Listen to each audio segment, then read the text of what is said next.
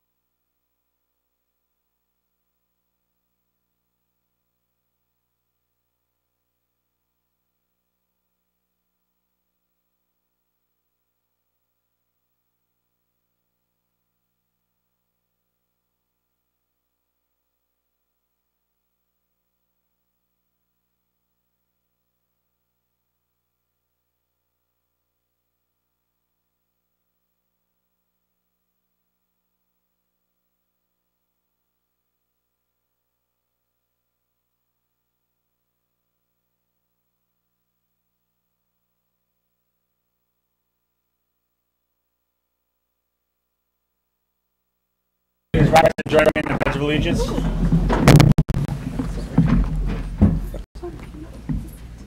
I pledge.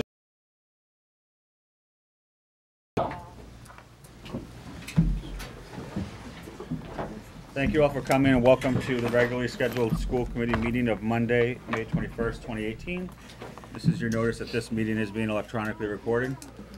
First order of business tonight is something we do every year, and it's one of our favorite events of the year. It's our senior spotlight, where we recognize several members of our graduating class who will be graduating in a little over a week, as well as some of the educators who they selected that made a significant impact on their education and their growth. So we always look forward to this event, and I'm going to turn it over to Principal Rooney to get us started. Okay, thank you. Ms. Hickox and I are looking forward to spotlighting 15 outstanding members of our senior class, and I would like to just start by taking this opportunity to thank the school committee, the central office administration, the class advisors, Ms. Nibla and Ms. Moniz, as well as our guidance department under the direction of Mrs. Little for giving guidance to these students throughout their careers in the Attleboro Public Schools. Although tonight is a spotlight on a representative group of the seniors, I'm very proud to share some impressive stats about this entire class, and I'd like to take the opportunity to thank Ms. Brindley from our guidance department for putting these together. In addition to helping AHS achieve national status in the U.S. News and World Report, as well as the Washington Post, I'm proud to state that 97% of the members of the Attleboro High School class of 2018 have secured positive placement in the fall, either through acceptance in post-secondary programs, serving in the military, or choosing a career. 81% are continuing with post-secondary education, 11% are entering the workforce, and 5% will serve our country by enlisting in the military. The class of 2018, the members of the class of 2018 were accepted at 178 post-secondary institutions. They will be attending 90 post-secondary institutions. Last week at Scholarship Night, they received $227,480 in scholarship aid. And through our self-reporting process, I am proud to state that the members of the Attleboro High School class of 2018 were offered an astounding $16,400,000 in renewable merit scholarships from the institutions for which they were accepted.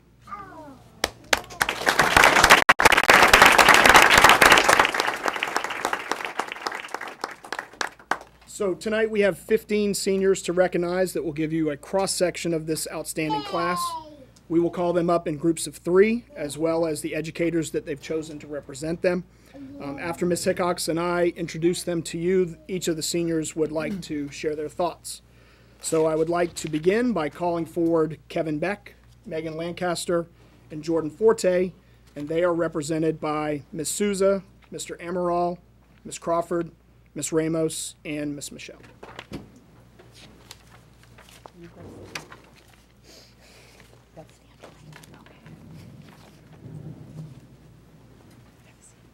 Students can sit.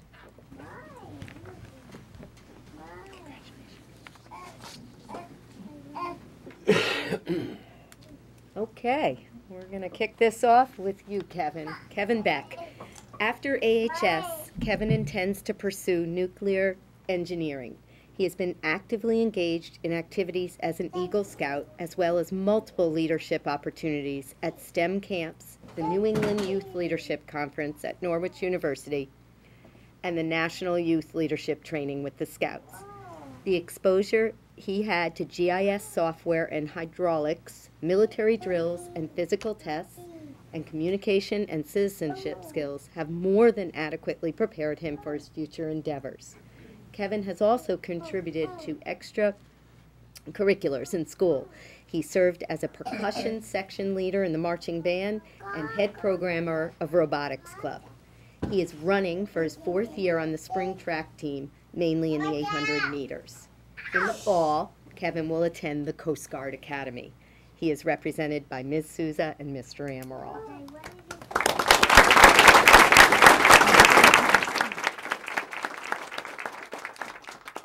Next, we have Megan Lancaster. Megan is a part of every facet of life at AHS. She is a 3-season runner.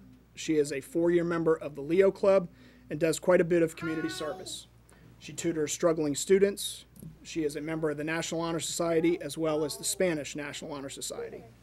Through her initiatives like One Attleboro and Blue for Hugh, she is passionately involved in bettering our community both locally and globally. She is academically talented, community-minded, personally engaging, and aware of the larger world beyond the walls of AHS. On a daily basis, she demonstrates her commitment to her studies, and she gives a very conscientious effort to do the right thing and to be a great example for her peers. In the fall, she will enroll at the University of Rhode Island, and Megan is represented tonight by Ms. Crawford, Ms. Ramos, and Ms. Michelle.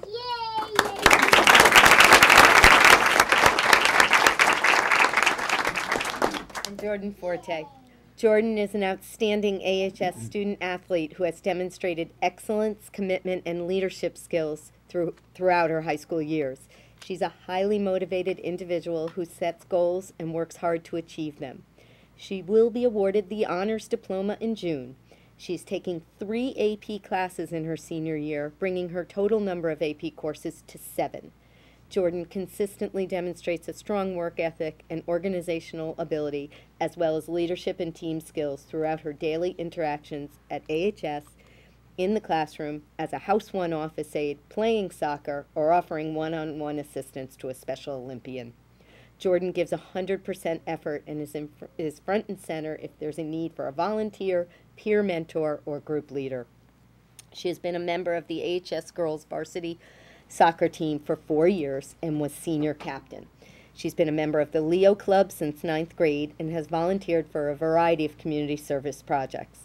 As a member of the Special Olympics Committee since 10th grade, Jordan has worked to plan and organize events, has volunteered for setup and breakdown, and works wherever she is needed on the day of the event. In junior year, Jordan was a member of the class council where she worked with a group of her peers to plan fundraising events that will help to defray the cost of graduation activities. Jordan has also held a part-time job as a sales clerk cashier since her junior year. She is planning on attending Loyola University in Maryland, and she is represented by Ms. Crawford, Ms. Ramos, and Mr. Amaral.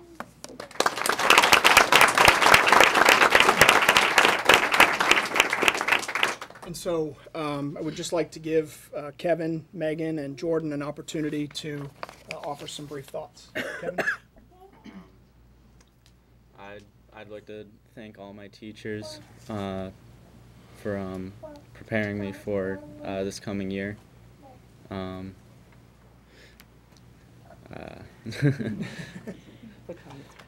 did you bring with you tonight, Kevin? I invited Miss Souza and Mr. Amaral. And what specifically resonated with you as far as why you wanted to bring them tonight? Well, after Miss Souza's science class in 6th grade, I knew I wanted to be an engineer, and that hasn't changed since then.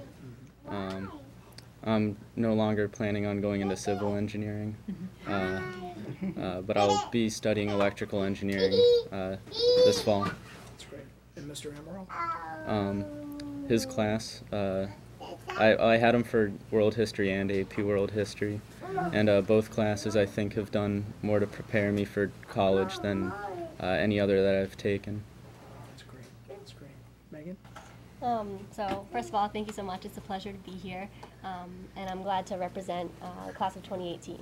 So first of all, I wanted to thank everyone for being here and for supporting me through all of my endeavors. I've done a lot with local activism and national activism, and no matter what I brought to the table, I was never turned away. I was never told to be quiet or to lessen whatever I was planning on doing. There were always such a great platform for me going forward, whether it was after the Houston hurricanes or for the Parkland shooting or anything else that I've been a part of.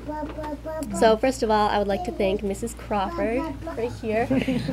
She was my 4th grade teacher, and I'll always remember that there was a student in my class who, when she was passing out ring pops, she was saying, she asked if we got a perfect score on the writing MCAS, if we would get a ring pop. And she said, oh, if you get a perfect score, I'll bring you a whole bucket of ring pops. And then, sure enough, I took everything as a challenge, so I got a perfect score on the writing MCAS in 4th grade, and so she showed up right in this very room to the school committee meeting with a bucket of ring pops. Of course, of course. Secondly, I want to thank Mrs. Ramos. She was my 8th grade science teacher. She's right here. And she really introduced me to the world of science. She was the first person who really hit it home for me. She really, for a long time, I was actually interested in biology, and I wanted to go into neuroscience or even neurosurgery. I've dabbled in a lot of things over the course of my years here, but she really introduced me to science, and just as Ms. Crawford was for writing, Ms. Ramos was for science, and then finally Ms. Michelle was for the social sciences. And Ms. Michelle, she was my history teacher and my philosophy teacher last year. And I couldn't have asked for a better mentor or a better friend throughout all of my years here. She's really been my guide, even through emotional and personal issues. She's always been there for me, and she's made me fall in love with philosophy and activism and all the things that I've been a part of. So for that, I could not be more grateful. That's it. Well, like Megan said, thank you for inviting me here tonight. It's really an honor. And throughout all my years in the Attleboro public school systems, I've found that I've never really had a bad teacher. All of my teachers have helped me in one way or another. And so even though I can't have them all here tonight, the 3 that I brought really have made me into a better person and helped me to succeed thus far. So Mrs. Crawford, I had her for 4th grade, and I feel like every little kid, going to school isn't really your cup of tea. It's not really something you want to do. But Mrs. Crawford always made learning fun, and she always made the classroom somewhere nice to be. You didn't dread going to class, you really enjoyed it. And so that was really nice. It made me enjoy learning and look forward to going to school. And then Mrs. Ramos was the first teacher who kind of made me push myself in 8th grade science. I learned that it isn't always going to come easy to you. It's going to be a challenge here and then, and you have to try. And she really made me push myself. And then Mr. Amaral actually made me like history. I really have always hated history. And I really loved going to Mr. Amaral's AP World class at the end of every day because he's a really funny guy, and I have a really similar sense of humor to him, and he just made history fun. So I really loved being in his class and ending every one of my days in my sophomore year listening to him joke about stuff and talk about history. Well, thank you. Well, congratulations to the 3 of you and to the educators as well. It's a testament to the school district, and you guys have done a great job and are going to go on to great things. We have for all of the students and all the educator certificates, and so what I think I'll do is I'll read the certificate now, and pass them out, and then we'll pass them out to everyone going forward. And so to each of the students, the certificate says, "The Attleboro School Committee hereby commends student of the graduating class of 2018 for representing Attleboro High School's 149th graduating class with great distinction. The governing body of the Attleboro Schools conveys its best wishes for a future defined by happiness and success." And then to our many educators being honored tonight as well, the Attleboro School Committee hereby commends our educator for contributions to Attleboro High School's 149th graduating class. On behalf of the Attleboro community, the governing body of the Attleboro Schools conveys its sincere gratitude to you and your colleagues for engaging, challenging, and inspiring the Attleboro High School class of 2018 throughout their times in the Attleboro Public Schools. Thank you.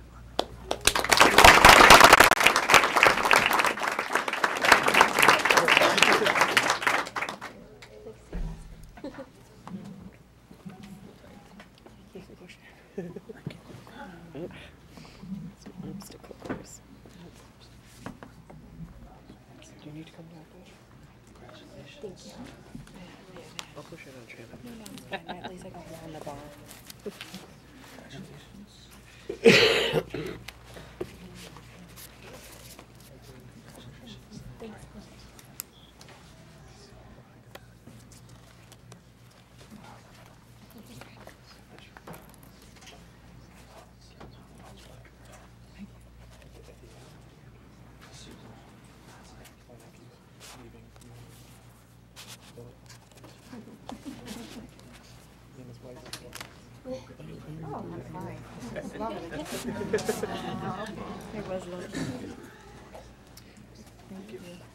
So now we'd like to call forward David Jeffrey, Jalen King, and Colin Vermillier, who will be represented by Miss Gianetti, Mr. Burry, Miss McCarthy, Miss Desolitz, Mr. Hodges, Mr. Clavette, who I believe is babysitting out in the hall, Miss Casey, and Miss Julian.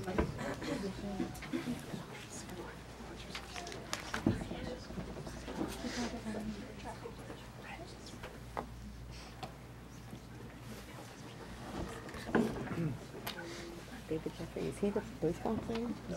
Okay. David here? So I don't see David. So, is he coming? Okay. He's ditching his children. No, David Jeffrey. A different David. Oh, David Jeffrey, student. No, he's not. Student David.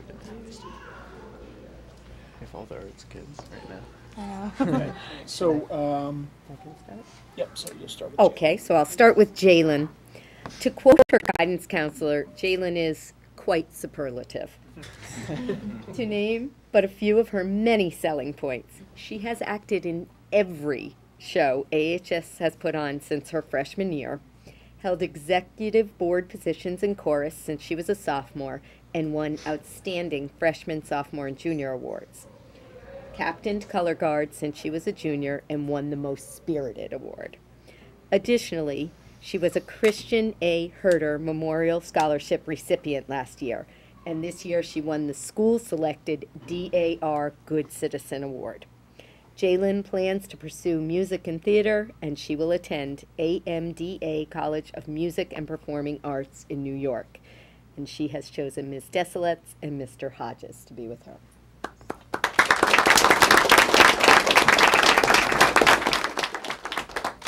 And I'd like to reintroduce you to Colin Vermillier, who was here earlier in the year. Colin has distinguished himself throughout high school as one of our best and brightest. He is friendly, organized, ambitious, and unafraid of hard work. His respectful, cheerful nature and willingness to help with various tasks around the school are appreciated by all who know him. He allows potential transfer students to shadow him during the school day. He has helped the guidance department create a video advertising FAFSA Day. He is an important member of the AHS drama program, and he used his graphic design skills to create the cover of our program of studies. He has pursued a very challenging curriculum and simultaneously dedicated himself to his CTE program in graphic design and communication. His sincere passion for architecture and design is infectious, and paid off as Colin was recognized in Worcester in April as one of the Commonwealth's best CTE students. In the fall, Colin will study architecture at California Polytechnic State University. He is represented tonight by Mr. Clavette, Miss Casey, and Miss Julian. And since David isn't with us, I do want to acknowledge that he is represented by Miss Gianetti, Mr. Burry, and Miss McCarthy.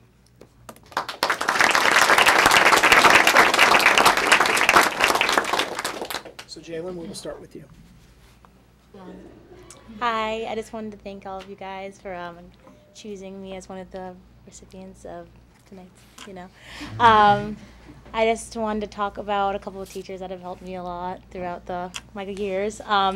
Last year I was in Mr. Hodges' class, and this year I am again in the 2030 project, and he was like kind of the first teacher that let me integrate my passion for musical theater and arts into like curriculum and being able to make my own project-based learning assessment thing. And so I was able to put on a musical for a project, and it was really well received, and we got to go to Regis College to perform it, and it was really cool. And he's just like a great teacher all around. He's given me and many other students like opportunities to just go out of our comfort zones and do amazing things like within and outside of the community. So I just wanted to say thank you, Mr. Hodges.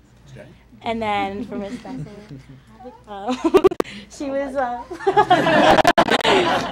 was my favorite middle school teacher. She was and she also helped me do class council, so that was really cool. She was a great president. Vice president, yeah. Lift up the bio. Yeah, sorry. Yeah, she was just so passionate about what she taught, and just really made me passionate. I was actually able to volunteer with her over this year, and it was just really cool. So I just like to say thank you as well. Oh, thank you. You're awesome. Thank you for inviting me here. It's an honor. I want to make it pretty clear how thankful I am for all the teachers throughout all of my years in Attleboro schools. I've been in the Attleboro school system since kindergarten, since even preschool. I've been in Attleboro, so it's always been part of who I am, and I've never gone to a teacher and been denied help in any way. Every teacher I've ever had has been incredibly supportive. You can ask them for help at almost any time of the day within reason, and they'll set aside time for you. And obviously, although I cannot invite every one of them here that has been impactful, some that come to mind are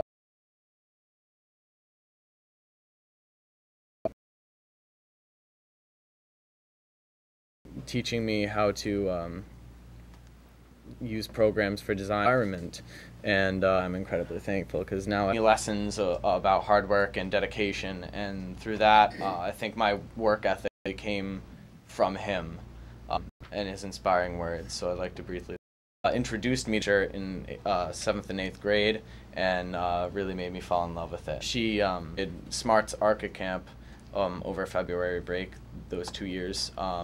So I was able to participate in that and gain some experience. So for her undying support and dedication to my interest in architecture, I'd like to thank her. Okay, thank you.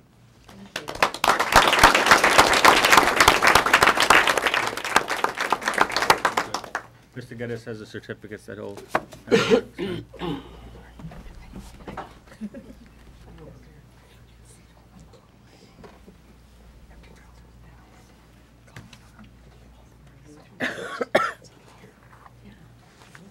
We should check into that. Thank you so much. Burn down the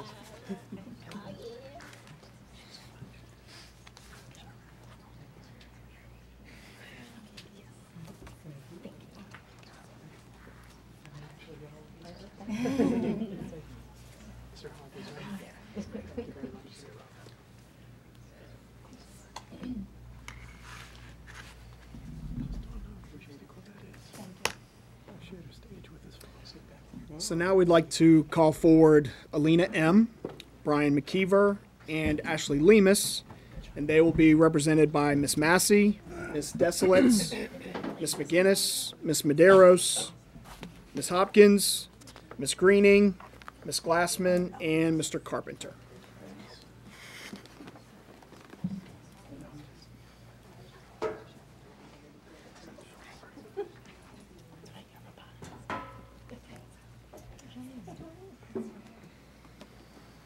Okay, I'll start with Alina M. Alina stands out for her excellence in taking challenging academic courses, her enthusiastic extracurricular participation, and her commitment and achievement in her 3-year career technical education program in engineering technology. Since she entered AHS as a freshman, Alina has exhibited the strong work ethic, self-motivation, and leadership skills that have marked her progress throughout high school. In freshman year, Alina completed her independent career research project on electrical engineering and chose to pursue the CTE engineering program as a sophomore. Also in sophomore year, she joined the robotics club and participated in her first state competition. Alina is an excellent self-advocate who listens carefully to her teachers' announcements and presentations and always follows up appropriately. She's been an active 4-year member of the Leo Club, a 3-year member and current editor of the yearbook staff. She was a member of the AHS volleyball team during freshman year and served as team scorekeeper and manager during her sophomore and senior years when she did not have enough time for practice games and her part-time job. Alina was invited to work with the APS STEM coordinator to organize and implement a robotics club in one of our middle schools.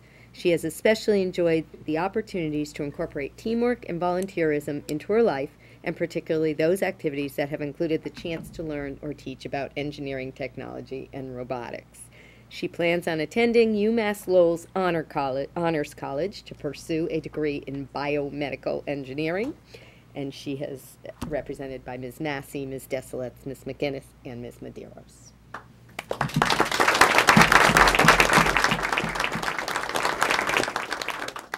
I have the pleasure of introducing Brian McKeever. Brian is an outstanding senior who is pursuing both the AHS Honors Diploma and a CTE certificate in engineering. Brian has just completed an independent study in AP Physics 2. In the fall, he was identified as a National Hispanic Scholar based on his PSAT scores. Outside the classroom, he has spent countless hours working with the AHS Robotics and Leo clubs and is a member of the National Honor Society, the National Technical Honor Society, and the National Spanish Honor Society. He tutors other students and holds a 3rd-degree black belt in Taekwondo. Brian's senior project in engineering was to use a 3D printer to recreate the 35-year service captain's chair, and he recently presented it to Senor Peter Pereira in a leadership team meeting. In the fall, he will study mechanical engineering at Rensselaer Polytechnic Institute.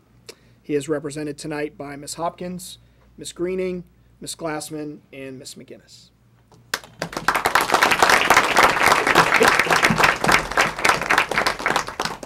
And next is Ashley Lemus. Ashley transferred from Guatemala during her freshman year. She is an ELL student who is now taking AP courses. She gives of her free time to mentor and tutor other ELL students. She volunteers in the community, has played volleyball, and ran track during her time at AHS. And if 2 languages were not enough, she's now learning American Sign Language and has already been awarded a scholarship in that. And by all counts, when I ask around, she is simply the most pleasant person to be around. Ashley is, I'm sorry, she will be attending UMass Boston for engineering, and she is represented by Mr. Carpenter.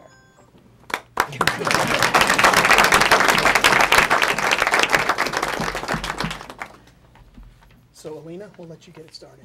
Okay. Hi. Thank you for inviting me here. It's always great to come back and see all of your faces. So I just want to express my gratitude to all of my teachers, my family for helping me graduate and pursuing college. So first I have Miss Massey, who was my 4th grade teacher.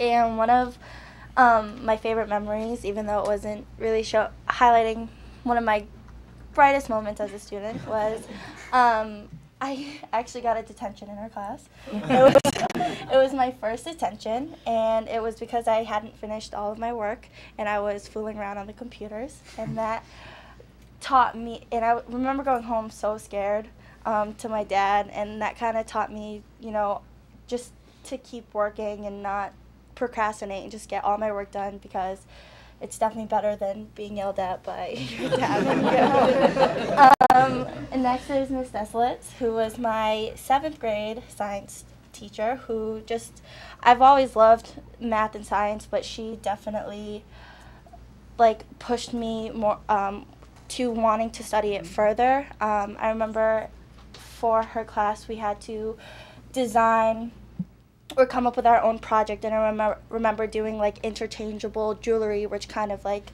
sparked or kind of like kept the fire going for my engineering like passion. That goes Miss, oh, and I've also worked with her for the past like 10 weeks with the middle school robotics, which has been probably one of like the coolest experiences ever. We've been working with 8 middle schoolers, right? Yeah. 8 middle schoolers to work with the Lego Mindstorm kits to just teach them how to use them and hopefully to pursue engineering when they get to high school and further on in secondary education. And then Miss McInnes, who has been my engineering teacher for the past 3 years and also my robotics club advisor, who has pretty much taught me everything that I needed to know for engineering. I've learned so many amazing skills through like SolidWorks or simple like building skills that I never would have picked up myself, because I know that I wouldn't have done that. So yeah. And then Miss Materials, who was my Spanish 3 teacher last year, who has been one of the biggest mentors in my life.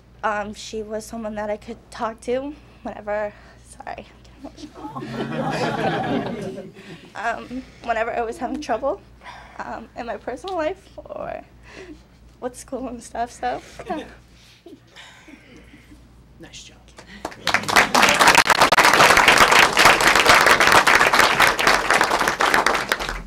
Top that, Mr. McKee. Not making it easy, Mr. Rooney. Okay. But no, thank you to the school committee for having us here. I really appreciate a night like this because I think us as students sometimes really lose sight of the fact of the people who got us here. And it's really rare where you get the opportunity to go back and say thank you to some of the people who have helped you along the various stages of your career. I can certainly say that for some of the teachers behind me, they're more than just teachers. I've gotten to know them outside of school, and they've been true friends to me. And they've really helped me grow and develop among my years here in the entire Attleboro public school system. So we have Mrs. Hopkins, who helped me not only during my elementary school years, but also through my middle school years, helped me develop confidence and really go for what, really try my best in everything and challenge myself to do my best. Mrs. Glassman and Mrs. Greening in middle school. Mrs. Greening had the unfortunate job of having me for English, which really wasn't my favorite. But she really made it an interesting class and made me really want to go to class, even if it wasn't my favorite subject material. And then Mrs. Glassman for helping me with math, and I remember doing math counts and being so excited about math and just being able to explore my passions in that area. And then Ms. McInnes, who's been my engineering teacher all these many years. All these people are really, really amazing people, and they're just one of many that exist in the Attleboro public school system. Obviously, they couldn't all be here tonight. I couldn't thank all of them because I don't want to be here all night. But they really are the gem of the Attleboro public school system. So thank you for having us, and thank you for allowing me the opportunity to say thank you to all these great people.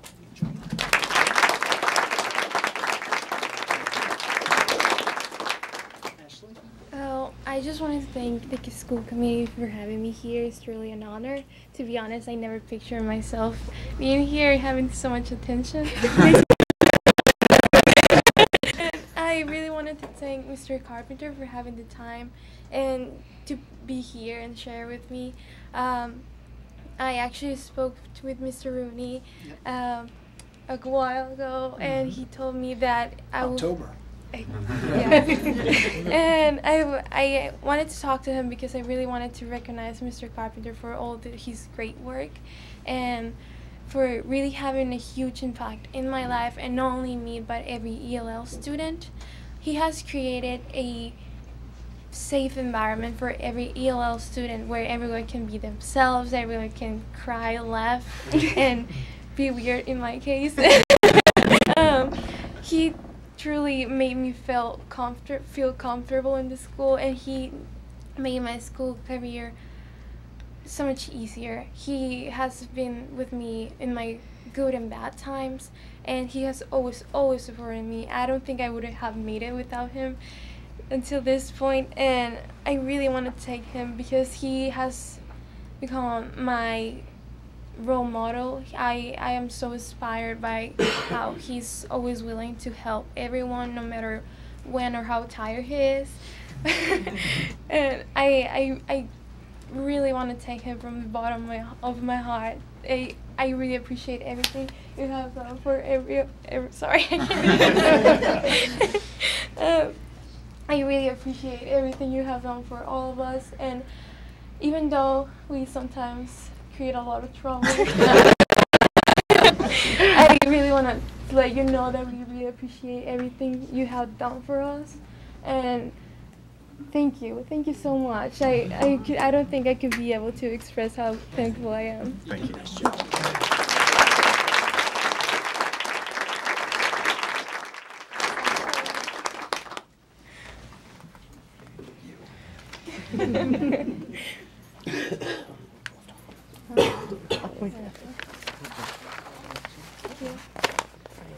Thank you. Yeah. Thank you.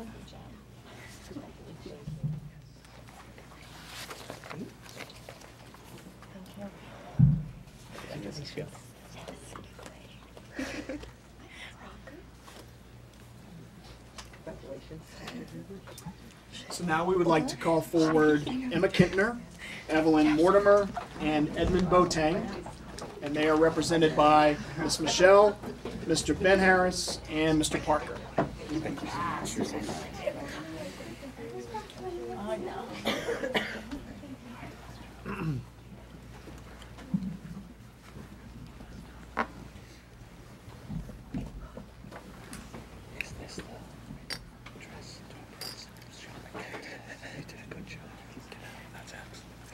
So we're going to begin with Emma, who's in the middle. Emma's a soft-spoken and earnest young woman who has worked hard throughout high school to earn and maintain her grades. She has developed into a confident, self-motivated learner who has strong academic ability, a solid work ethic, and a desire to do her personal best both inside and outside the classroom. This year, Emma showed exceptional resilience by not only taking psychology as a dual enrollment class at BCC, but gave thoughtful consideration to her alternate request for her senior year at AHS and has thrived in her course selections of Project 2030, Government, Science and Public Policy, as well as School Farm to Table. Emma's work ethic and achievement are also evident in her extracurricular involvement at AHS as well as in the greater community. In addition to dance and piano instruction, Emma is a longstanding member of the local Girl Scout troop and is currently working with her troop leader on the final draft for her proposal for her Gold Award project. She plans to install a lending library boxes outside of daycare centers as a convenience for working parents and as a resource for young children. At AHS, Emma was a member of the Poetry Club as well as National Honor Society, Robotics Club, and a 4-year member of Model UN. Emma intends to pursue her post-secondary education at Rhode Island College, where her personal qualities and strength of character will be a perfect fit for her intended career as a social worker. She is represented tonight by Ms. Michelle.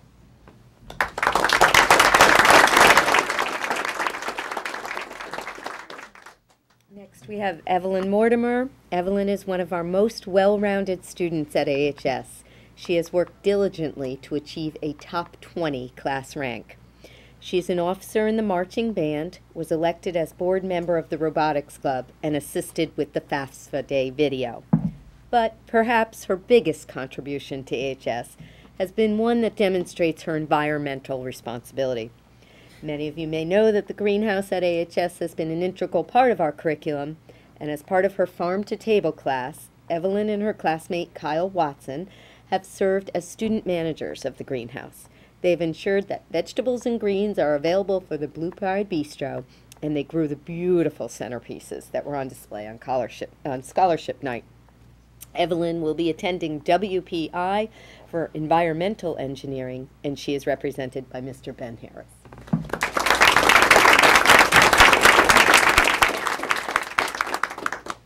I'm pleased to introduce you to Edmund Boateng.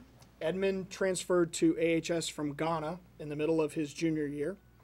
He started his AHS career in all college prep classes, but this year as a senior is taking 3 advanced placement and honors courses during his senior year. He was a finalist in the prestigious Questbridge Scholarship Program.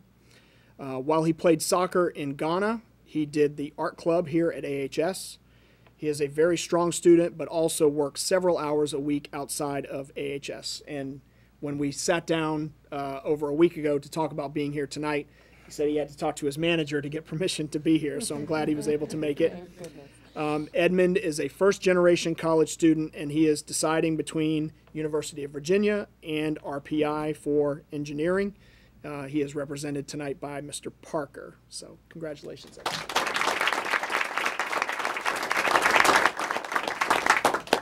Emma, we'll start with you. I'd like to thank the board for recognizing me to be at this meeting, first of all, and secondly, I'd like to thank Miss Michelle for being such an amazing history and philosophy teacher over the last couple of years. And just as Megan Lancaster said before, I feel like she's really helped guide me through my high school career. She has been such a great teacher, and I honestly feel like I learned so much in her history class, as it was kind of different, like not really textbook style learning. Like you got to do your own thing and learn at your own pace, which is more my style. And her philosophy class just really opened up my mind to so many different opinions, because that class was so full of different people, and it was so great to have discussions every day talking about just whatever was going on in the world, and like hearing everyone's opinions on everything was just so interesting to me. So I'd really like to thank you for giving me those opportunities in class. Thank you.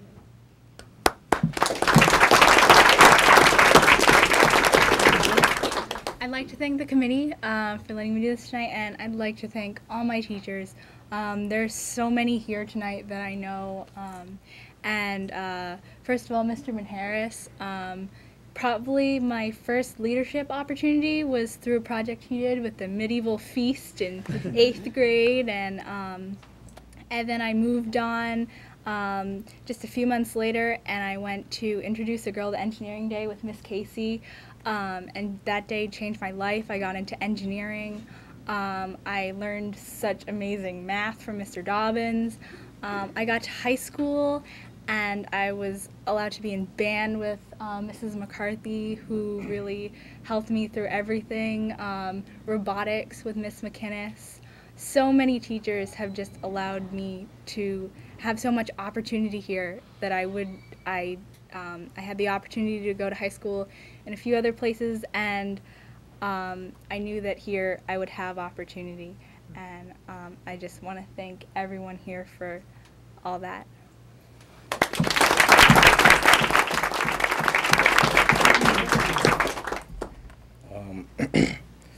Thank you all, especially the school committee, for an honorary program like this, and I would like to thank the principal for such a biography, I guess. And it is an honor to be here, and I would love to thank Mr. Parker for being here as well. I invited you, but thank you for being here. So I came to the US like a year and a half ago, and English wasn't my strongest stronghold. I mean, we were colonized by the English, but I didn't like English, so I had to learn it all over again.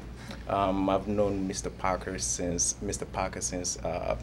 this year, and I would say he's been he's had a wonderful impact on my life and my college process as a whole.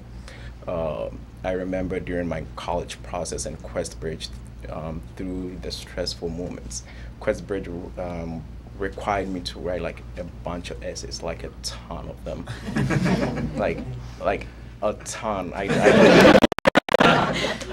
Like a ton. And I remember Mr. Parker can sit down and go through all of them with me, and that I would like to say thank you, Mr. Parker. And teachers are just not like there to teach; they are supposed to be mentors and like models for all of us. And I can gladly say, Mr. Parker, you are a model of mine. Thank you. Thank you.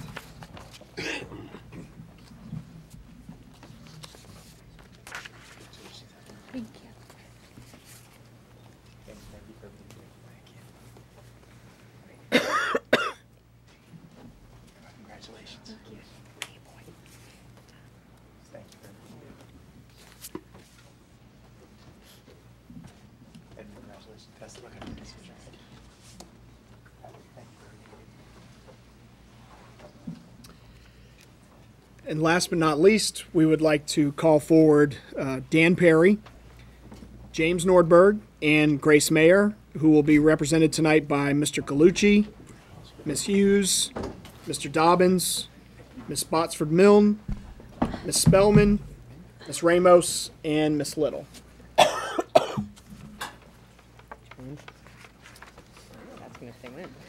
Okay, everybody up? All right. I will start with Daniel Perry. Dan is heavily involved with student government, serving on the AHS Student Council since his freshman year, and on the Student Advisory Council as a senior representative to the Attleboro School Committee. His interest in government is evident in his work in 3 years of AP Social Studies courses. Dan is a 4-year member and senior captain of both the football and lacrosse teams. He holds a part-time job on the weekends and volunteers with the Special Olympics, including braving the cold to take the polar plunge each winter. He will earn his CTE certificate in electrical technology, and he plans to study construction management. He will attend Norwich University in the fall, and he is represented by Mr. Galucci.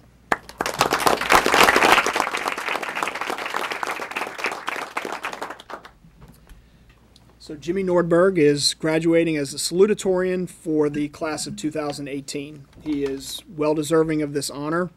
He will be honored in a ceremony tomorrow in the principal's lobby at 1 p.m. He is a student who has always had the natural capabilities to succeed in a rigorous curriculum, as evidenced by his performance on the PSAT. He scored in the top 3% of test takers nationwide to be named a National Merit Commended Scholar by the College Board. He takes that natural ability and adds a strong work ethic as well as a self-motivated drive to succeed in order to excel in the most challenging curriculum Attleboro High School offers. Jimmy has taken all honors and advanced placement courses during high school. Upon graduation, he will have taken 7 AP classes and has added a dual enrollment course this year. Outside of school, Jimmy is a member of the lacrosse team and works as a lifeguard for the YMCA. Jimmy will be studying plastics engineering at UMass Lowell in the fall, and he is represented tonight by Ms. Hughes, Mr. Dobbins, and Ms. Botsford Milne.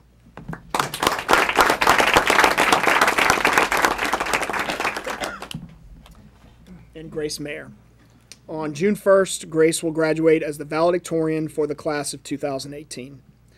It is no surprise when you look at her transcript. She consistently takes the most challenging courses offered. While she shows a clear aptitude in math, she excels in all subjects. If extracurricular activities were ranked, Grace would again be at the top. She is a 3-sport athlete playing field hockey, basketball, and lacrosse, and this year added a 4th by switching to tennis for the spring. She is a go-to peer tutor and an active participant in class council and National Honor Society. What really makes Grace stand out among the rest is her leadership abilities in these roles. Grace is a down-to-earth, level-headed young woman with an outstanding work ethic. She is respected by both peers and staff, which is demonstrated by the leadership positions she has either been voted to or chosen for. Grace is a captain of both the basketball and field hockey teams. She is the treasurer of the class council, and she was an easy pick to represent Attleboro at both the Hugh O'Brien Leadership Conference as a sophomore, as well as Girl State as a junior. Outside of school, she was chosen after going through a very competitive application process to attend West Point Academy's Elite Leadership Conference. Grace is headed to Northeastern University to study computer science and business. She is represented tonight by Ms. Spellman, Ms. Ramos, and Ms. Little.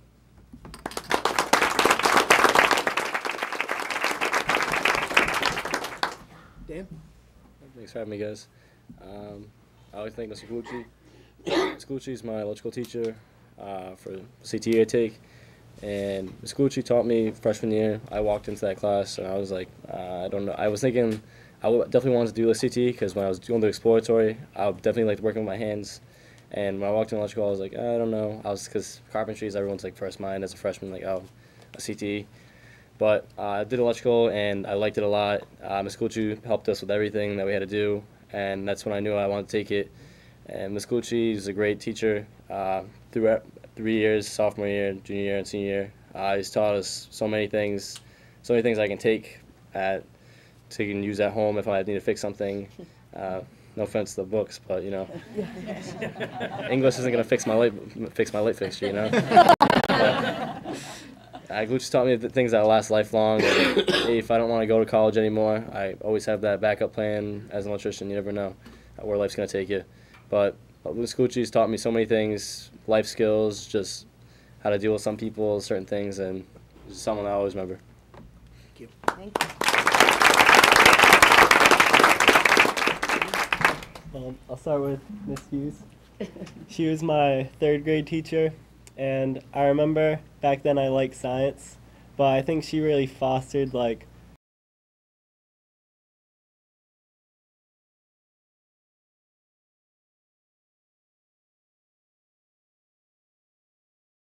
my love of learning and like science, because in her class she'd always joke around with me about how she'd pictured me in a lab coat when I got older. And I remember when she let me bring in like my volcano set thing that was like all the baking soda, vinegar volcanoes, and show the whole class. And I just remember, I think she's part of the reason why I like learning science so much, and she's really promoted my love of learning. So I need to thank her.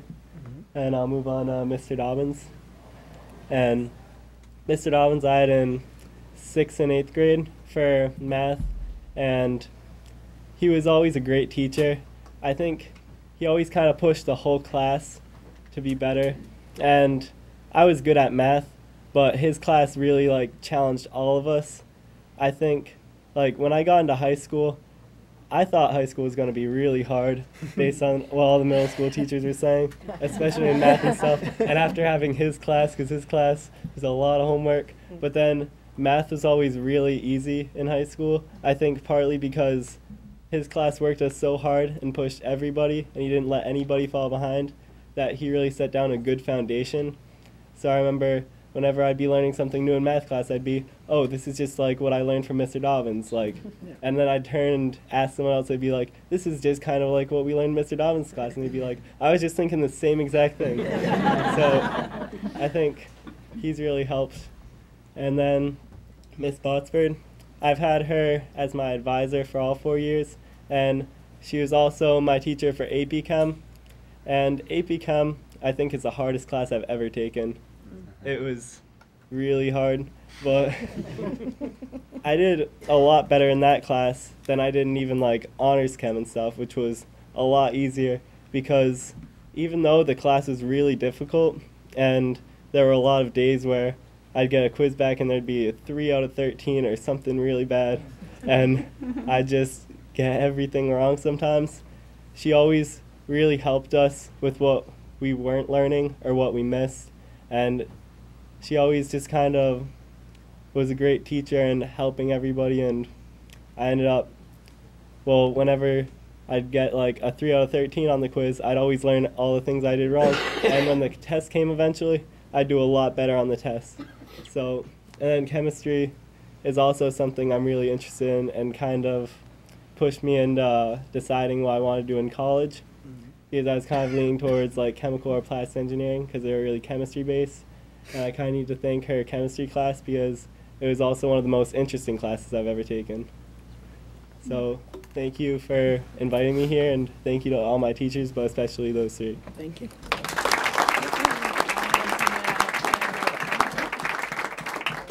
So I'd just like to thank the school committee for acknowledging all of us and giving us the opportunity to recognize some of the teachers that have made the biggest impact in our lives.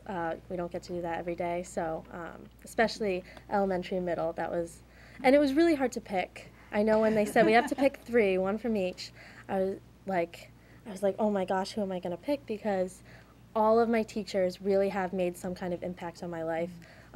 Whether it be big or small, they did make a difference. And who I have with me here tonight, I have Miss Spellman from 2nd grade. And with all my teachers, I just know that they always cared for me, and I think that's one of the most valuable aspects a teacher can have is that they actually care. They care for your students. They're so selfless, and they want you to do good. So any successes that I've had or that all of us seniors have had, really they're the backbone of that. And so yeah, Miss Spellman always had a warm environment in her classroom, always smiled. I had that like warm fuzzy feeling. Anytime I entered her class, it was always a fun time. And Miss Ramos, my 8th grade science teacher, again, had that care and support, and just whenever I think of her, I think that she knew that I could do anything and be anything that I wanted. So thank you so much. And Miss Julie Little, she is a guidance counselor. She wasn't a teacher of mine, but throughout all 4 of my years at high school, I always found myself popping my head in her room, asking a question, and her face would just light up. And it really is like a very rare characteristic that I find. So thank you so much, and thank you to all the teachers. Thank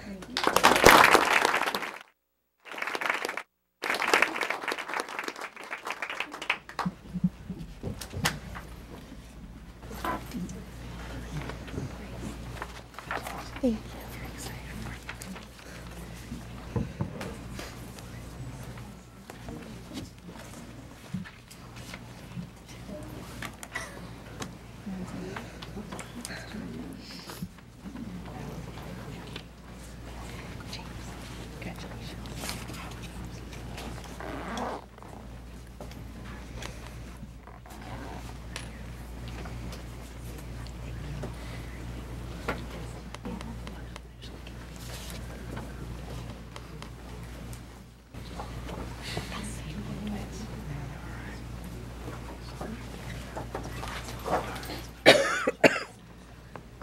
Thank you again well, congratulations to all the students, and thank you to all the educators for all that you do for the students we honor tonight and the other students graduating next week. This really is a great event for us each year because we get to, talk about some of the great things that go on throughout all the buildings in the school. So thank you again to all of you, and congratulations and best of luck to the students graduating next week. Thank you.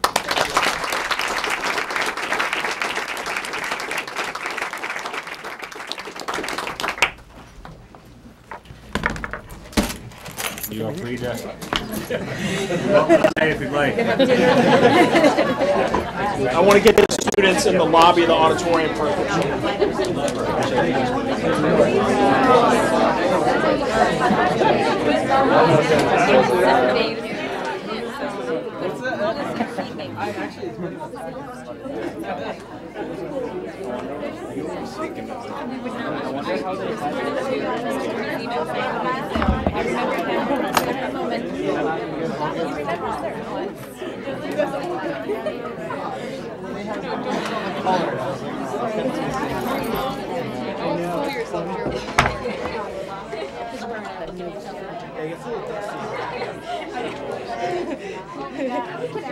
We have to do our morning.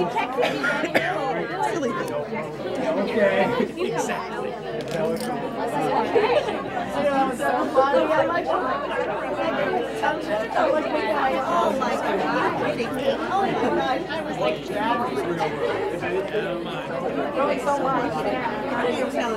Wherever you went,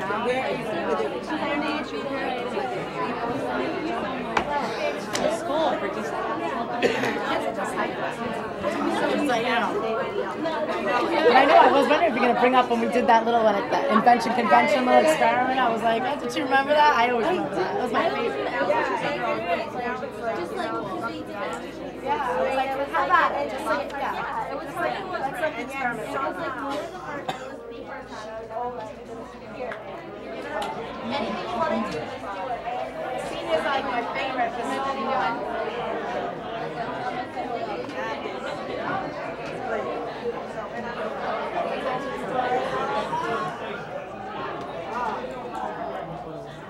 We'll skip ahead to the consent items. Thank you, everybody. I'm looking Thank for you. the phone. Thank you. Good night. Thank you very much. Oh,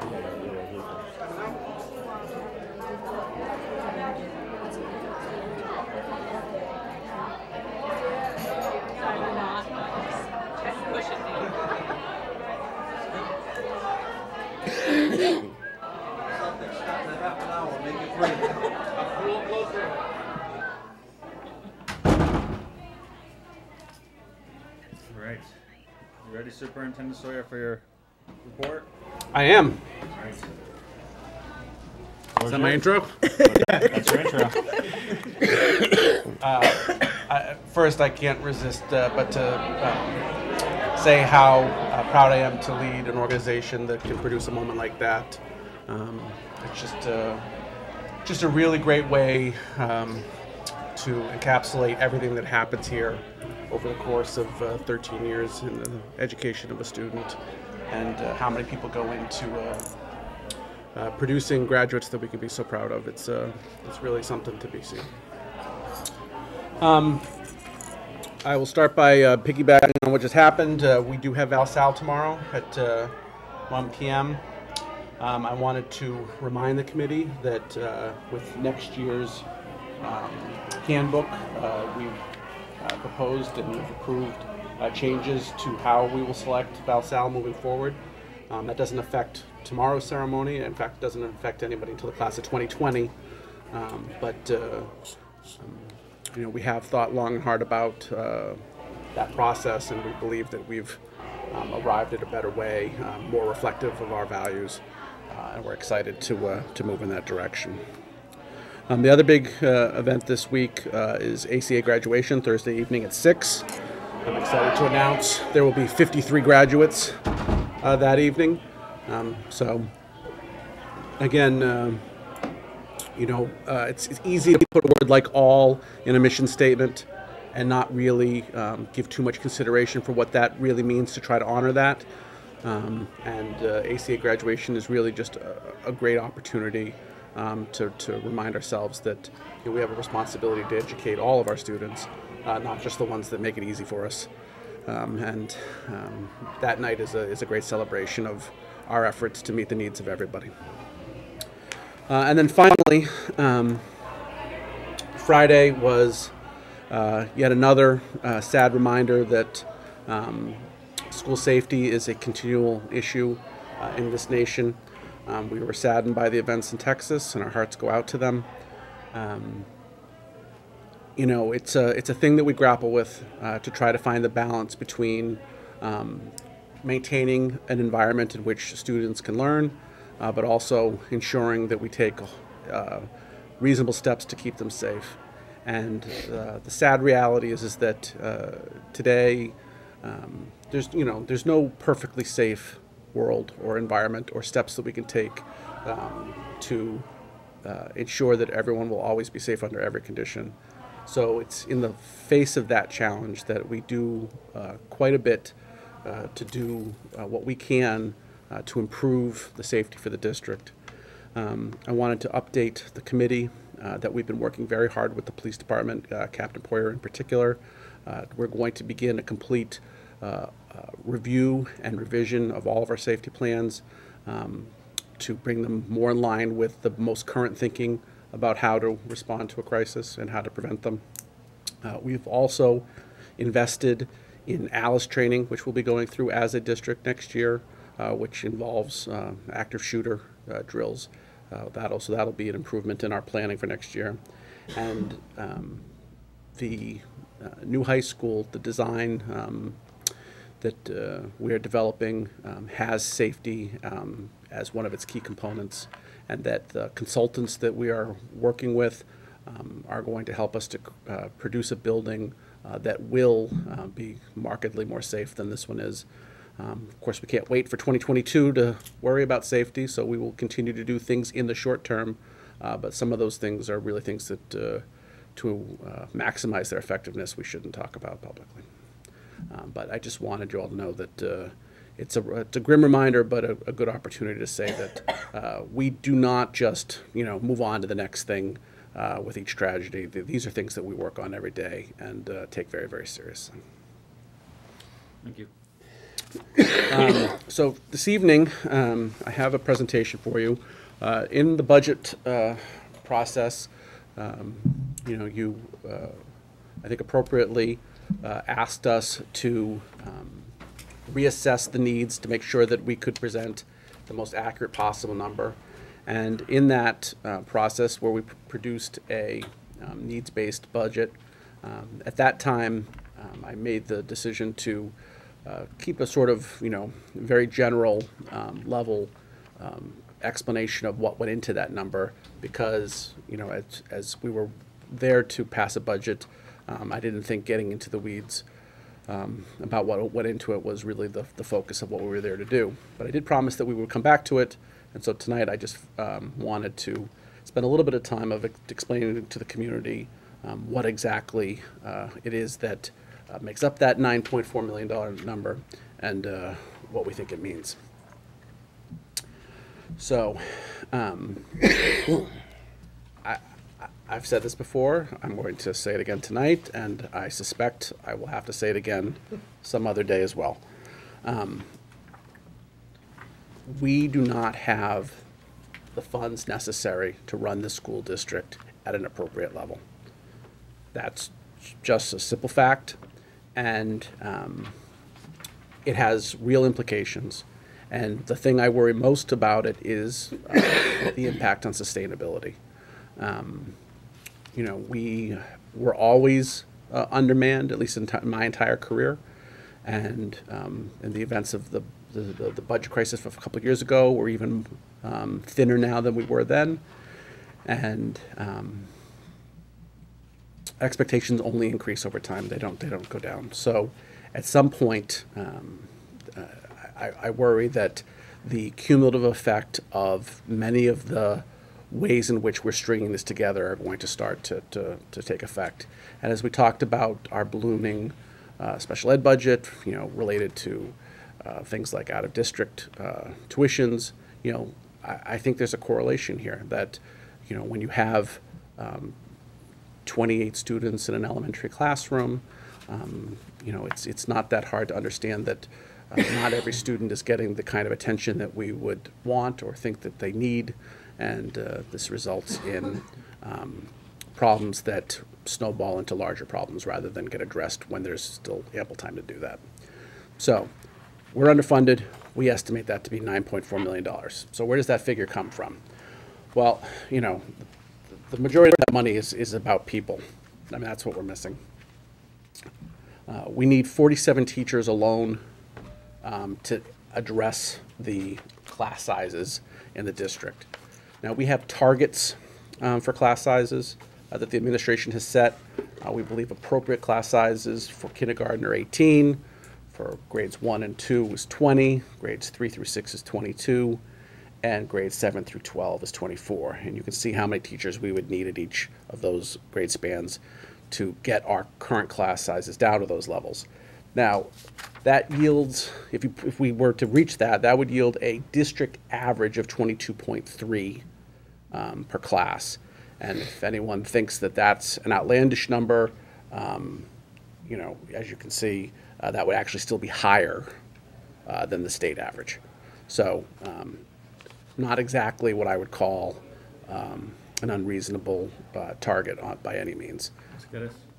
Just by my quick math, it's essentially saying that our classrooms are about 33% larger. The average classroom in Attleboro is about 33% larger than the state average.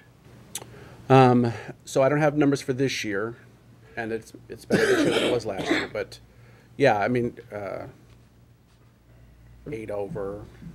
I don't think it's quite 33%, but it's significantly larger. Significantly larger. And this number is for, so just to be clear here, if you go on the DESI and just look up your average class size for the district, you're going to get a number that's much smaller than that.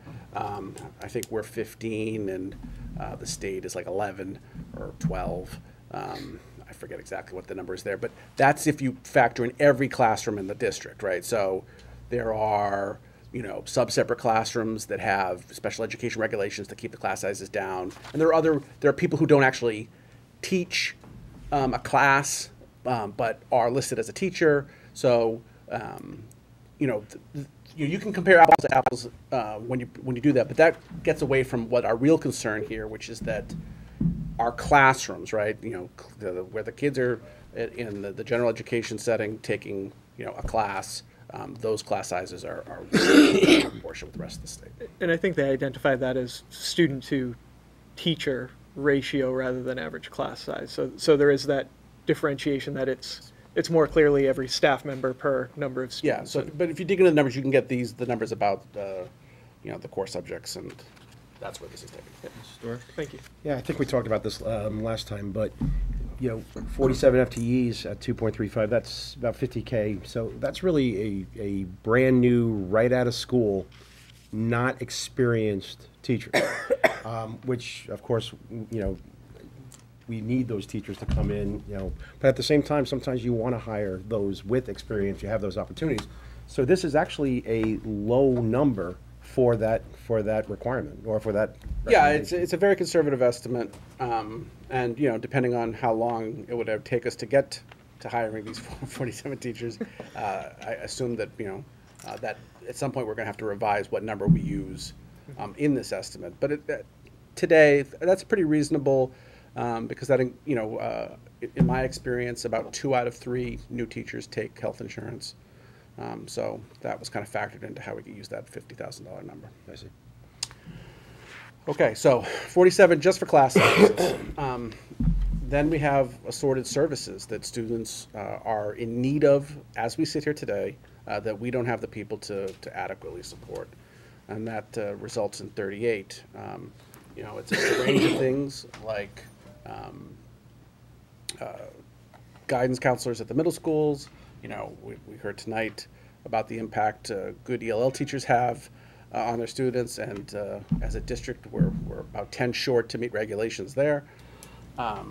We need district reading specialists across the district, and we could certainly use more special education teachers as well. So when you add that all up, there's, it says 47, but it should say 38, I'm sorry.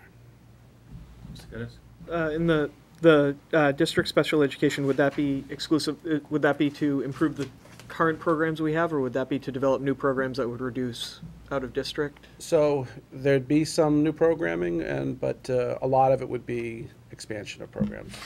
You know, like our inclusion program in particular. You know, we have a lot of, you know, teachers covering a lot of ground, and we would certainly improve the services we're delivering if we had more of them. Thank you. All right, we then need another 30 teachers for special subjects, 15 at both the elementary and middle school levels.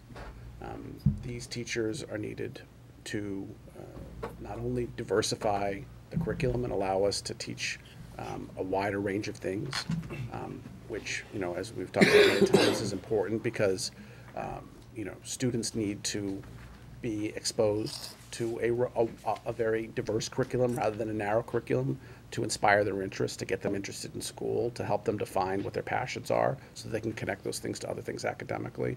You know, things like, you know, middle school foreign language are concepts that would fit into to this.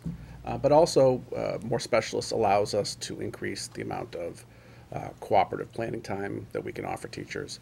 And that's a thing that the other districts have that we do not, and puts us at a real disadvantage. You know, the traditional educational model really has teachers working in isolation. You can only take results so far when you have teachers just, working in silos. To get the further gains that we really need to as a district, we need people to work together to be focused on student needs. So we have to work together to figure out what specific students are struggling with, and then work together on a solution that works for that student. And that can't be done in isolation. And so we need to provide teachers with the time to do that. We have a real need for paraprofessional support in the district because we don't have adequate paraprofessional support. They are pulled in multiple directions every day. There isn't a principal in this district who isn't concerned about their inability to provide the services we want the paraprofessionals to be able to provide, because they have to use them for other problems, because we don't have enough of them. They're being pulled in multiple directions every day, and that has a negative impact on our ability to deliver the curriculum. So we have needs across the district, most notably at kindergarten, right? There should be a paraprofessional in every kindergarten class in this district, and currently we have 0 of them.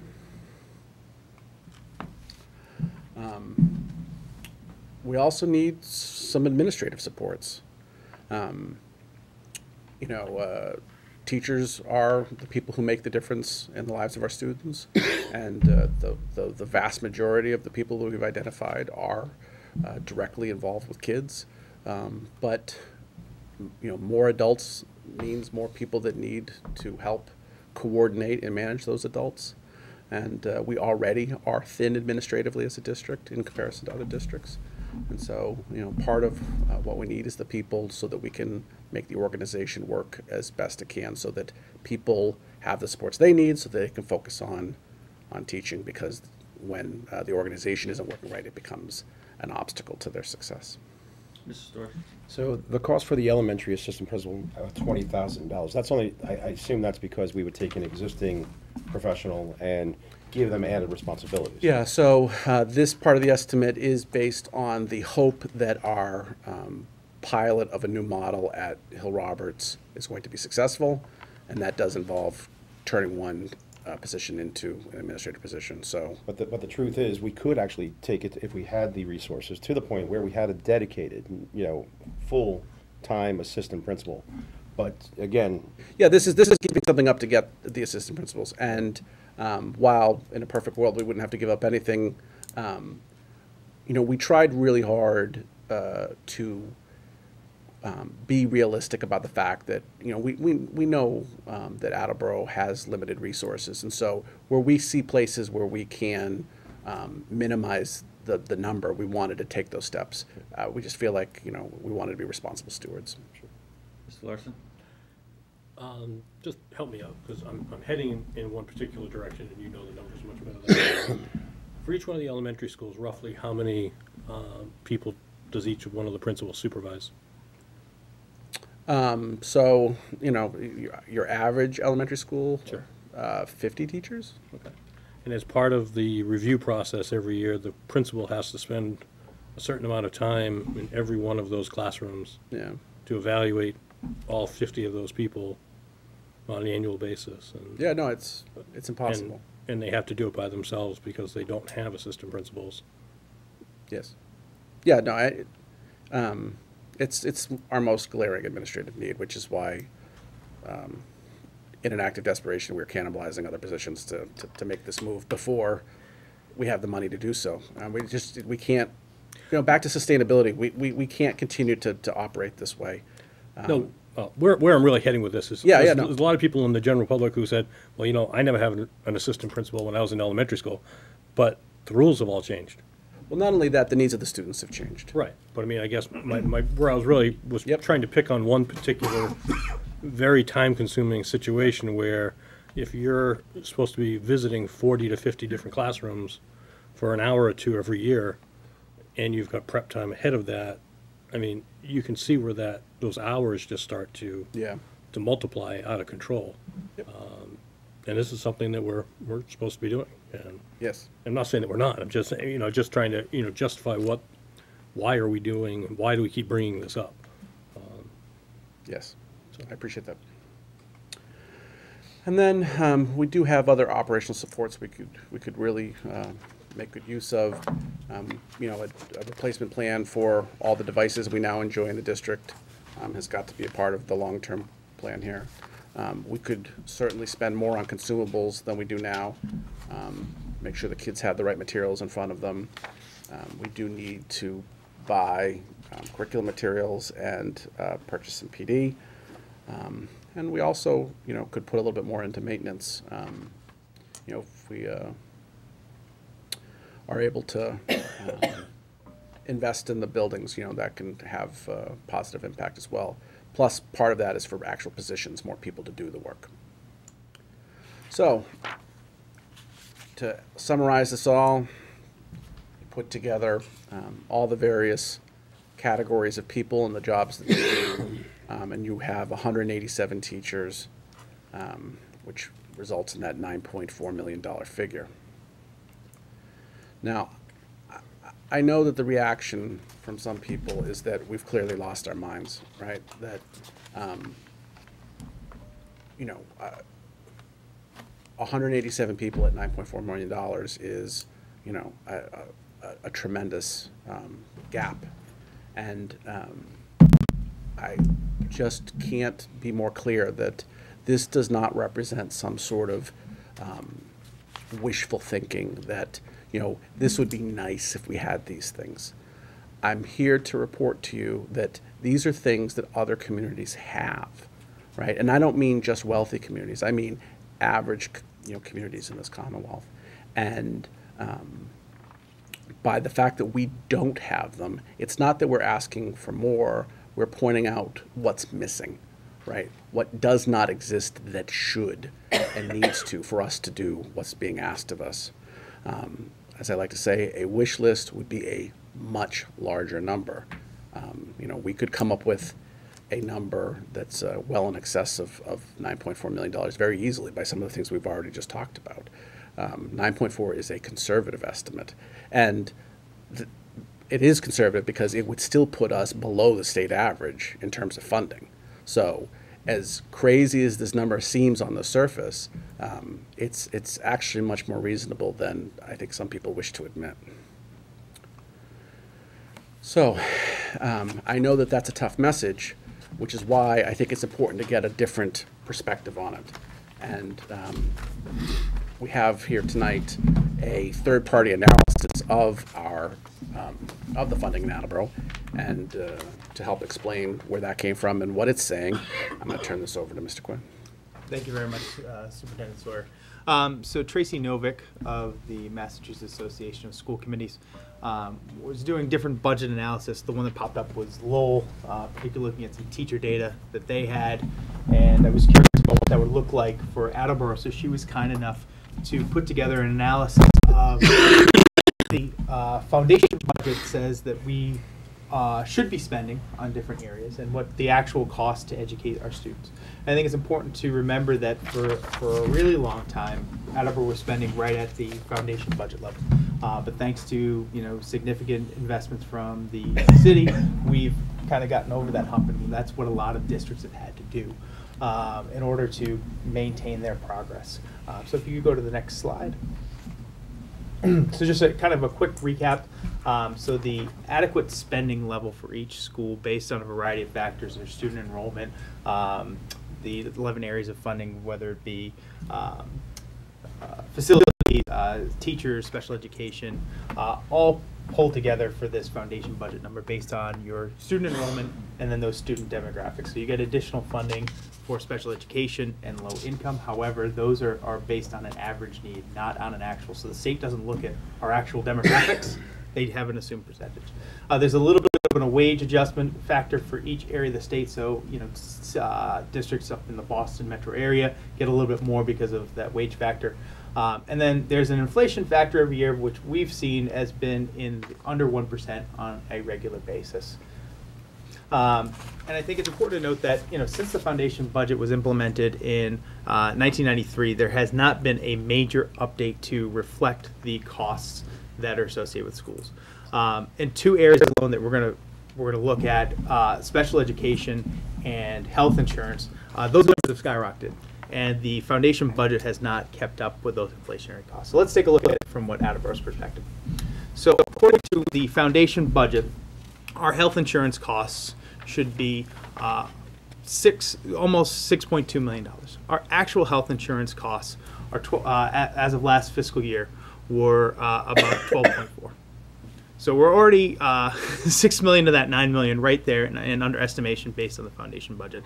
Now this is not, I want to stress, this is not unique to Attleboro. This has happened whether you have Blue Cross, the GIC, this is consistent across the state because every year you have from a 3 to 4, upwards of 10% cost increase on health insurance that has not been kept up with the foundation budget. Another area, another big hitter is the special education costs. The foundation budget assumes, based on fixed percentages, that our cost should be about $7.2 million. The reality is it's closer to 14. And so the foundation budget only captures about 51% of our actual spending. So what does that mean? So it looks a little bit, so on the top bar is our actual special ed FTEs. So we've got 58.6 FTEs. That's what we actually have to provide in order to meet the needs of our students. But the actual special ed as a function of the foundation budget is 29.9. So again, huge gap. But I think the wowzer number here is the regular ed teachers. Based on the foundation budget, what they estimate in terms of what, so for example, they estimate that we should need 508 teachers. And that's based on our demographics. So a low-income elementary school classroom should have about 21 students. There's a spreadsheet that they developed back in 1993. Tracy has access to it if you'd like to take a look. But taking a look at our student demographics and our student enrollment, we should have 508 teachers. Our actual teacher count, regular teacher count, is 311.5 FTEs. This not only affects our teacher count, but again, it trickles on down. So those two gaps, professional development, which I know that Assistant Superintendent Regan does the most with really limited resources. The foundation says we should be spending $1 million. We spend about $600,000. Next slide. Operations and management. Again, that's underfunded as well. The foundation says we should be spending 7.6. It's more like 6.8. School supplies. I know Mr. Larson talks about this all the time with that shrinking percentage of what we have that are non-staff, non-requirements. Again, the foundation budget suggests that we should be spending $3.6 million, and that's dated. We're only able to spend about $600,000. I think the long big picture, and this is the summary of the Foundation Budget Review Commission, which I think is critical, and this is why, adopting those measures through the millionaire's tax or fair share tax, this gets to the heart of it. So the good work begun by the Education Reform Act of 1993 and the educational progress made since will be at risk so long as our school systems are fiscally strained by the ongoing failure to substantively reconsider the adequacy of the foundation budget. I therefore urge that the legislature act on these recommendations with a profound sense of the risks and opportunities at stake for our shared prosperity as a state and, as our Constitution acknowledges, the critical nature of the education to the health of our democracy. I'll turn it back over to Superintendent Sawyer to close it out. Thank you, Mr. Quinn. I really appreciate you working with us to produce those slides. It's, I think, a validation of our assessment of our needs. If you were paying attention, you would know that I will happily take Mask's assessment over my own, but I do hope that received as reflecting the fact that we understand that this is a community with limited means, and therefore, perhaps we have to, as people like to say, be realistic. And that's where I want to land here, is that we haven't lost our minds. We understand that this is Attleboro. We understand what we're up against. But I think everybody has to appreciate that this is a problem that exists across the Commonwealth. This is not particular to Attleboro, and what you see going on in surrounding communities reflects that, you know, this is a problem that affects communities large and small. The thing is, though, is that wealthier communities have made up the difference caused by this problem by just, you know, covering it. And we live in a community that doesn't have the means to do that. And, you know, I spent a lot of time pushing back on the narrative that it does, and it's just choosing not to. I don't think that that's fair or true. The problem here is one of means. But, you know, it leaves us with this situation where, you know, our progress is unsustainable in the face of these deficiencies. And that's the truth of the matter, and I'm hopeful that through measures at the legislature and some of the things that we're doing here in the community, especially with the opportunity that the new high school presents to us, that we will do good work in the coming years to significantly close this deficit. But it's a real thing, and it's something that our educators face every day. So I have a question. So, and that is powerful stuff to see, but and those numbers haven't changed since 1993. The calculation. The formula. calculation. Yep. Formula. Could the same be said for student-to-teacher ratios? Are we using the same formulas based on 1993? So we're talking about in the formula from Ms. Novick, or are we talking about the state average that Superintendent Sawyer mentioned earlier? Well, I'm curious about the numbers put into place in the MASC third-party analysis to get the numbers of teachers. Because I asked that because in education and the way we educate has changed over the last 25 years as well. Has that been taken into consideration? Are we still looking at those ratios at 1993 level? My understanding is that those class sizes are set at 93 levels.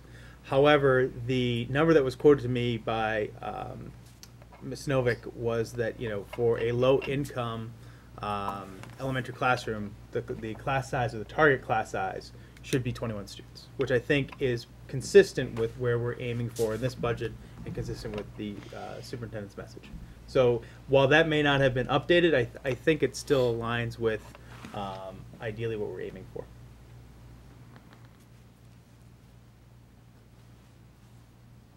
Mr. I had another comment, but just to clarify, are you asking have the number has the number of students that need services increased since 1993? Well, we look at broad numbers, you know, at the elementary school level, and clearly, like the ratios are lower at the earlier stages of education, and it's understandable. And they raise as you get further along. Kids become more independent. Yeah, I still go back to, you know, looking at like the documentary from last January, Most Likely to Succeed, and pretty certain, and I'm trying to find it, that those student to teacher ratios in that school were high, and I think the way that they were being educated, it was less of a concern because of, you know, more project-based learning. I mean, that's an extreme, and we can't do that at the earlier stages to the degree that, you know, a high-tech high can do something to that effect. But I was just curious as to whether or not those ratios have been consistently measured throughout the years. I mean, clearly we know the foundation, the FBRC, has not made any changes in 25 years, which is staggering to me. But what about, you know, are we still calculating our needs based on older ratios is kind of, and each community is different. I mean, you know, maybe Attleboro has more of a special education need. I mean, like it's not black and white for every community. But I can answer a piece of that. The targets that we've set are community targets. They're not set by the state, and I'm not even aware of what the targets used by the formula are. So that has no impact on our analysis. I assume it does on MASC's analysis. Okay. So, and particularly with High Tech High as the example you're setting, those classes, if they were high in terms of student size, they had 2 teachers per class. So I think that even if the class size was big, the student to teacher ratio was smaller. Well, I mean, that's an extreme example, but it's one that we propose to the community as a, you know, as a direction to go into, and you're seeing it. I mean, we witnessed it here tonight with the presentations and the co-facilitation, and especially at the high school that we have, and there's more room to go. I was just curious though, like, we're changing the way we educate. Does that also maybe change the the numbers a little bit? And I'm just curious because I'm not suggesting we're fine, but I'm just those numbers haven't moved. The FBRC hasn't moved those numbers, those baselines, in 25 years. Where are they? Where is Mask with what they really should be? Like you mentioned the 21 per class size for this district. I'd love to see like the analysis that goes into getting that number. I think that would be powerful to really explain, like, this is why we're saying what we're saying. But is it more what's more prudent? I think or not more prudent, but more relevant is what the administration put in coming up with their class size goals. Based on demographics and the needs and the students that we have in this district. I think what the Mask presentation showed is the validation again that like the superintendent said, we haven't lost our minds, that this is what an independent entity looking at our budget said. But if you look at the real question is, well, how do we as a district come up with our target class sizes and why are those chosen? Because they're the ones who are actually looking at the specifics of our situation as opposed to there was some comparative analysis done here, and that kind of struck out to me, like where's that ratio gone over time? We change the way we educate. The needs have changed. They've increased. I mean, you pointed out 2 areas in that presentation, and they're huge. Those 2 numbers get fixed: special education funding and insurance.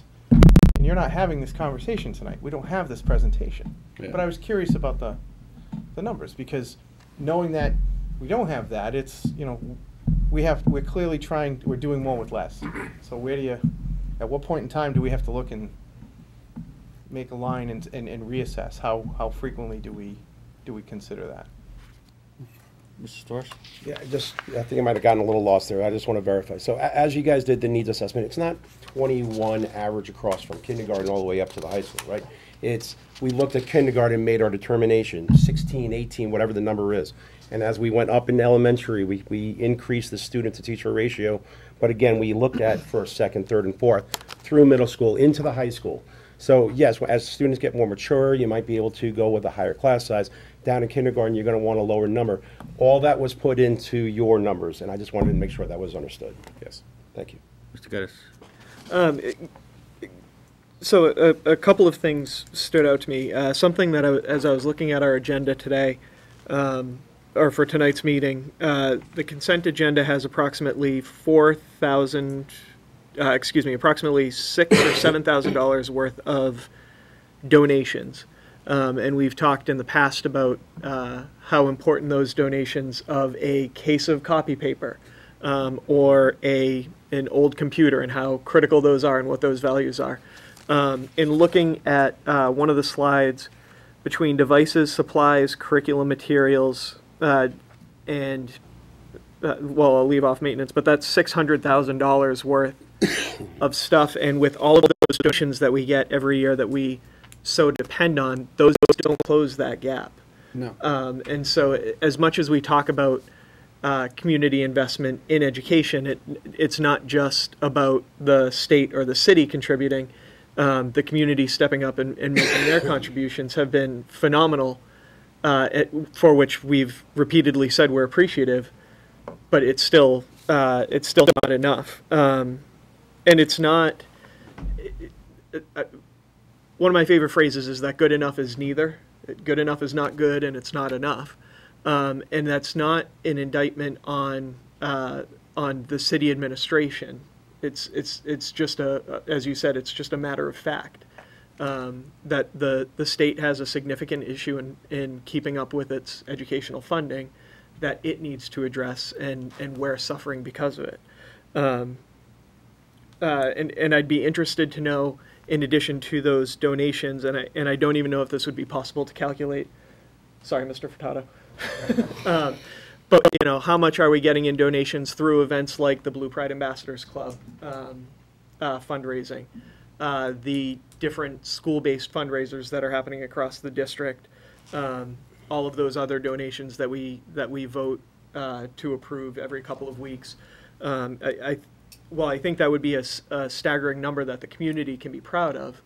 Again, it doesn't come close to meeting what we need. I'm not saying stop doing it by any means, but it's just frustrating and mind-boggling that it's that much of a deficit. Thank you. I think this is an important presentation. I think the administration and the committee over the past several years has done a good job of explaining this reality to the community. Why it's not it's not a crazy set of needs. It's a real set of needs, and explaining how it compares to other districts. I think it's important that we continue to do that. I think it's important we have the discussion, because I think how did we get here? We got here because the state hasn't changed in 25 years. For a long time, before a few years ago, the city hadn't changed how it was training the schools, and and the schools hadn't changed how they were doing things. And I'm proud of the work the school department's done. We've made good headway with the city, but we need to keep this at the forefront so we continue to make progress. So thank you. Thank you. That concludes my report. All right. Minutes from May 21st, 2018 meeting were circulated with your packet. Do you have a motion to approve? Second. Any discussion? All in favor? Aye. Consent agenda. Motion to accept a donation in the amount of $1,850 from an anonymous donor through the United Way, to be broken down as follows: $750 to the Attleboro High School Athletics Department and $1,100 to be utilized for new teacher supplies. So moved. Second. All in favor? Aye. Motion to accept a donation in the amount of $500 from the Institute for Cultural Exchange, Inc., to be deposited into the high school student activity account earmarked for student travel. So moved. Second. All in favor? Aye. Motion to accept a donation for furniture with an estimated value of $4,100 from Carney's Furniture to Hill Roberts, to be used in the teacher's room. So moved. Second. All in favor? Aye. All right. Anybody get a chance to take a look at it? It looks beautiful, the room. Looks absolutely wonderful. I also want to comment, Cardi's has done the same thing in the past for Hill Roberts, where they did the library. So it's just amazing that our community partners, the partnerships are there. And I'm sorry, if I could ask a follow-up question to that.